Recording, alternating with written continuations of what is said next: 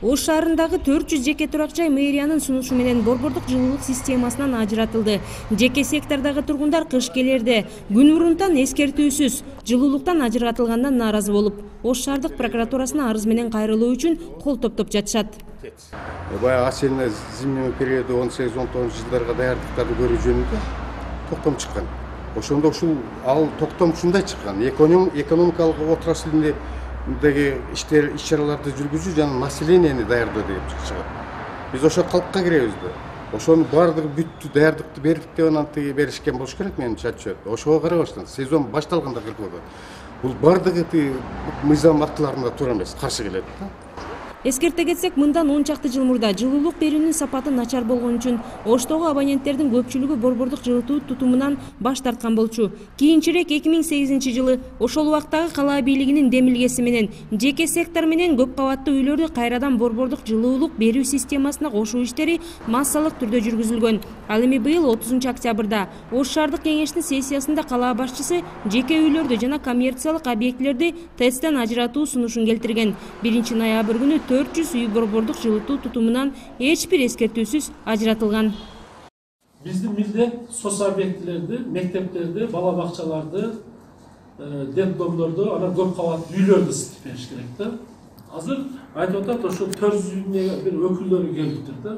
А мен 21 сентябрда барып эме берген экенмин, эскертип протокол тапшырма бергенмин. Кийин кышта калып токтогон болбосун.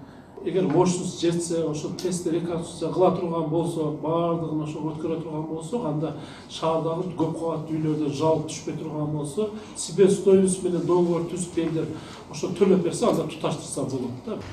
Ош жылуулук электр борборунан маалымат алуу мүмкүн болгон жок. Мэриянын түшүндүрмөсүнө ылайык жылуулуктан үзүү сунушу кала башчысына алгач дал ушул ишканадан келип түшкөн.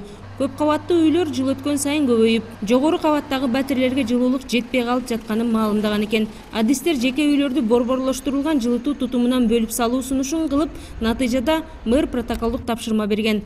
Ошонун негизинде адистер жеке турак жайларды жылуулук системасынан ажыратып салган. Эми кыш кирип келгенде буга 400 үйдүн ээси нааразы. Биз азыр эми прокуратурага кайрылайлы деп атабыз, тиги автокуруштун үстүнөн. Бул кандай самовольный өзү чече берет. Өзү чечкенге автокуруштун да полномочиясы жок. Даже граждандык кодекстерде каралган. Прежде чем вот это келишимди бузуш үчүн 2 ай башта бериш керек да. Эми ойлоп көргүлө. Ал майда башталган мероприятияга анан азыр кыш келгенде киришеби.